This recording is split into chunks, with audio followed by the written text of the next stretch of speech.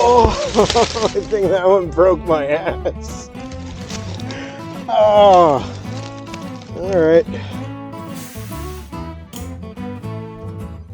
The Onewheel XR Classic is the most recent product release from Future Motion, and it is a product that you can buy if you want to. It is definitely one of the Onewheels of all time. Now, it is important to explain that product reviews of any sort are opinions, and so this review of the Onewheel XR Classic is my opinion, based on the riding, testing, and observations made of the board while it was in my possession. This particular board was loaned out quite generously by Grim, one of the members of the Veskify Discord server, and after spending time riding it, it was sent along to its final destination. So while I did not purchase this board myself, it was not given to me. I do not own it, and I no longer have it. Fortunately, the owner of this board had only one requirement: return it in working condition. They said they would not be offended by my opinion of the product and do not have much emotional stake in any of that, outside of possibly being entertained by the resulting content, which is about as reasonable a position on a review as one could have. Now, in the interest of respecting your time, I would like to start this review off with a too long did not read type of segment where I just give a brief summary of what I think of the product. The Onewheel XR Classic from Future Motion is a very cleverly marketed, overpriced, mid-tier board with much more in common with the GT and Pint models than the older Onewheel Plus XR. It's kind of like AI was prompted to make the Onewheel XR after being trained only on their current models and maybe a couple of YouTube videos from 2020. The base model is already almost $2,000, and if you want to relive the new good old days or whatever, you'll probably have to shell out closer to $2,500 to get the options.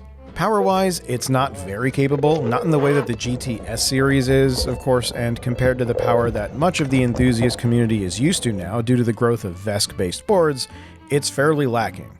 So who do I even think this board is for? Firstly, anyone who buys into the marketing. If the new good old days activates your nostalgia, then by all means. Nostalgia is a hell of a drug, and if you can relive some memories without the bad parts, then that's good. Godspeed, truly.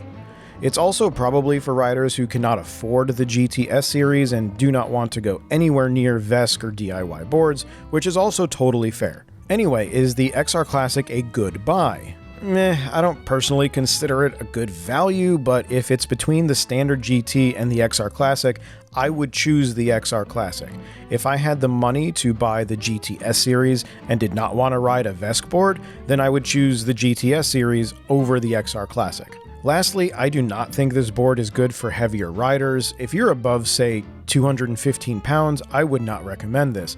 It is not difficult to overpower the motor, and sudden torque needs could end up landing you on the ground. With all of that aside, this review will be broken up into a few more sections. First, I'm going to answer the question that I myself had when this product was released, and that was, is it anything like the old Onewheel Plus XR? After that, I'll just take a quick look at the good and the bad. As always, I do appreciate your viewership, and if you appreciate this content, please consider joining the channel as a member or supporting the channel via Patreon. Videos get released earlier to those supporters, and starting this winter, there will be some member and Patreon exclusive content ranging from repairs and custom builds to a brief and maybe unfortunate look at some other one-wheeled devices. Is the XR Classic anything like the old Onewheel Plus XR? Well, no, not really. The XR Classic, despite the name, shares much more in common with a standard Onewheel GT than an XR, and this is pretty apparent to anyone who spends more than a minute with it.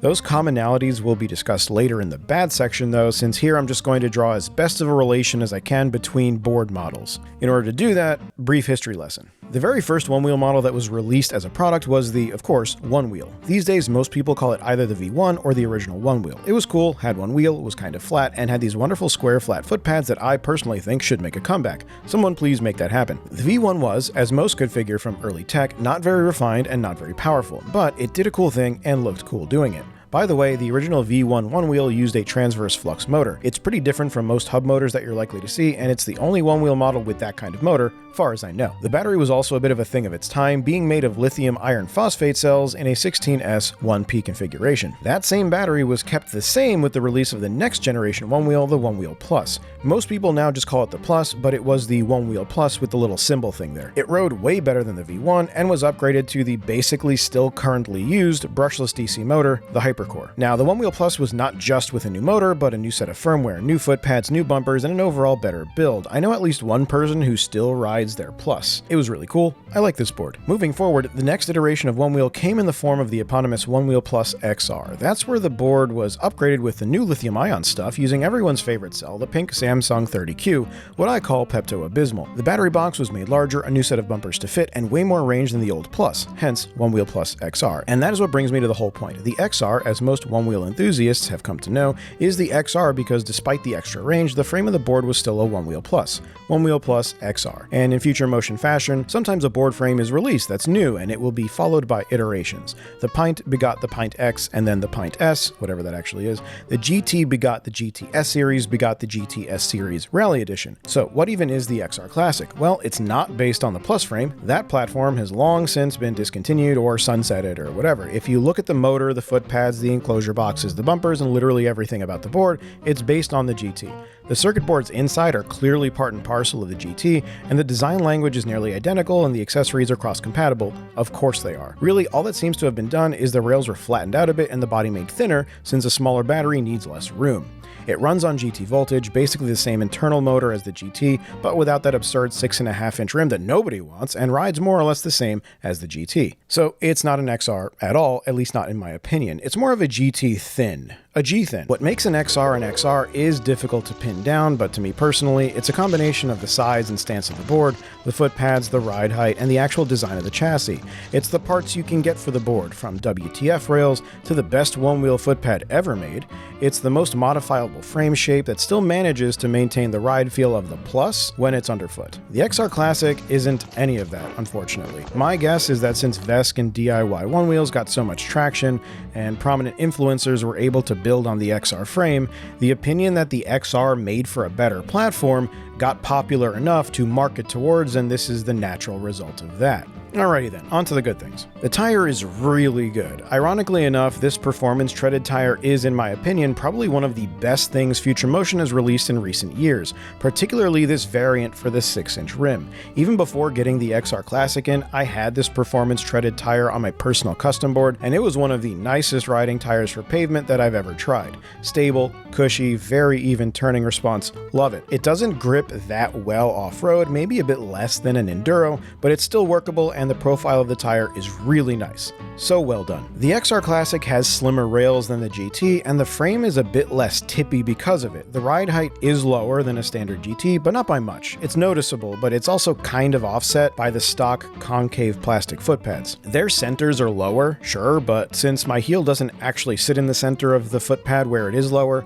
the ride height that I perceive at my heel and leg is still at the tall point of the concave, and so it still feels a bit high, but lower than the GT, so that's good. The ride feel is what I'd consider decently good, and so long as I stay mindful of the lack of punch it has compared to what I'm used to, it's good for local errands and casual riding. The grip tape is very good, very coarse, and grips about as much as I would want. The lights are also very good, and the headlights are extremely bright, much brighter than the ones on my own board. The firmware's ride feel is not something that I love much anymore, but it's decently implemented in the XR Classic, and of course it's predictable and controllable. The features in the firmware that make it more tunable are still just things that, in my opinion, look like they were basically copied from VESC one-wheel features, but since those features were already pretty fleshed out in VESC, they work well here. Gradient tracking is a decent enough facsimile of what I'm used to with ATR, and it's responsive on hills, so I can appreciate that it's there. Lastly, despite the things I do not like at all about how the electronics work, I definitely appreciate how refined the power management is, specifically the implementation of the battery and BMS, specifically regarding the way it actually handles the battery and manages charging. Future Motion electronics, while sometimes designed with strange choices and questionable quality, do tend towards the more cautious side of battery management, and while it's sometimes frustrating when the board refuses to work, or gives you low battery pushback, or somehow just throws errors, I do appreciate how untrusting the BMS is. One never really knows what condition a battery is in once it's been in use by a consumer, and the BMS in this board and other Future Motion boards will generally work on a very cautious basis if the battery behaves abnormally. Again, it can sometimes lead to frustration when the board is not working because of some unknown error, but to be fair, that is better than catastrophic battery failure, and I wish that the VESC and DIY community were more considerate of things like that. As it stands now, between my experiences of the XR Classic, the GT-S series, I certainly respect and appreciate the battery system in the current generation of Onewheels. The battery BMS booby trap is still absurd, and I do not appreciate that, but generally, cautious battery management is a good thing.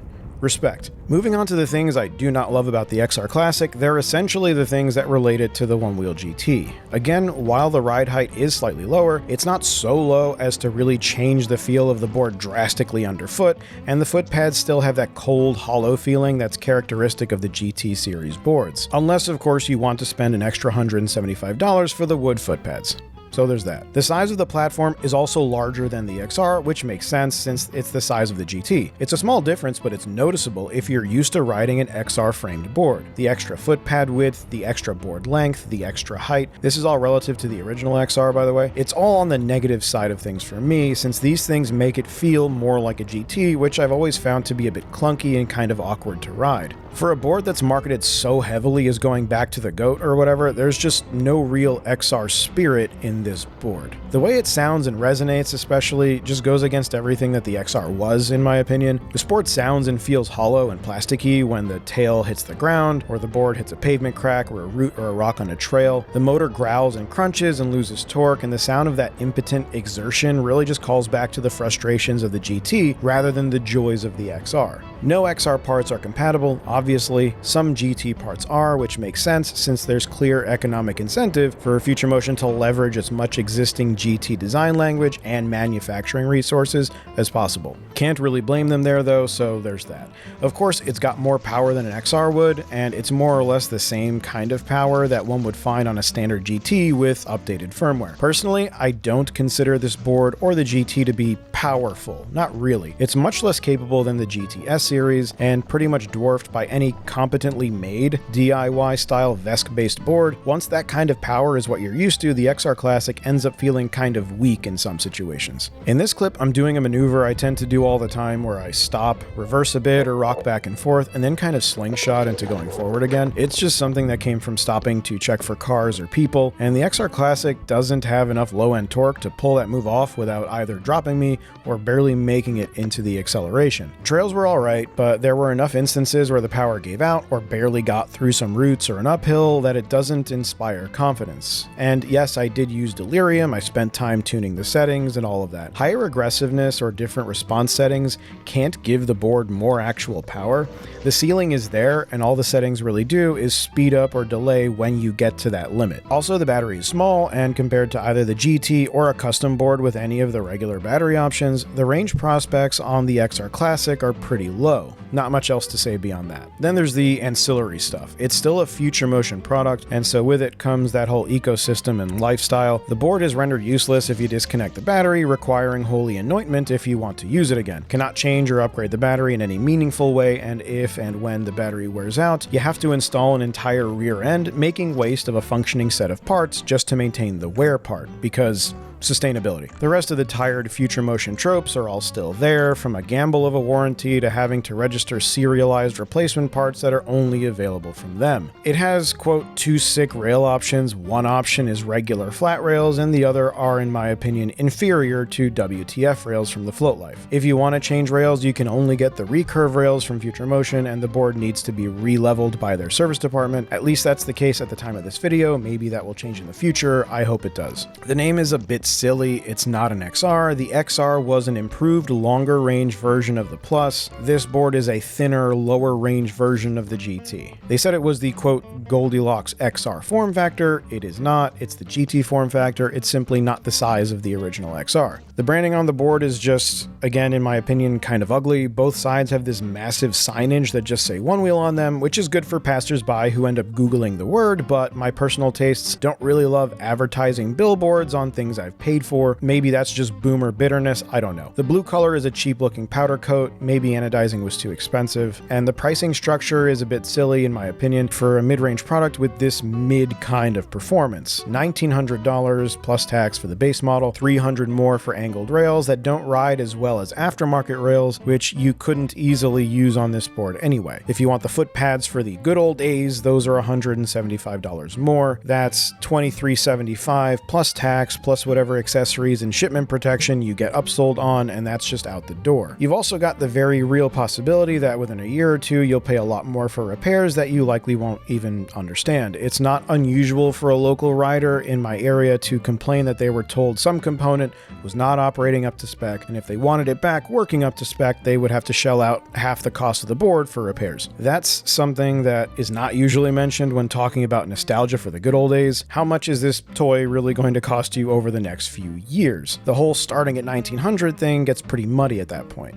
To conclude, this is really just to reiterate the earlier too long didn't read part. The XR Classic is mid, and because of that, it's a bit overpriced for what you get. You simply don't get a lot of performance, and when you survey local community experience with after-sales service and long-term reliability and repair options, you don't get a lot of lifetime value. There's a lot of polish, and it carries on the aesthetic of this feels like a product and not something made in a garage. If you're into that, then you're into that. But the same thing can be said for HP printers, so it's not exactly praise in an objective sense, it's just an aesthetic. Anyway, thank you for watching. I very much appreciate your viewership. Be safe. Take care.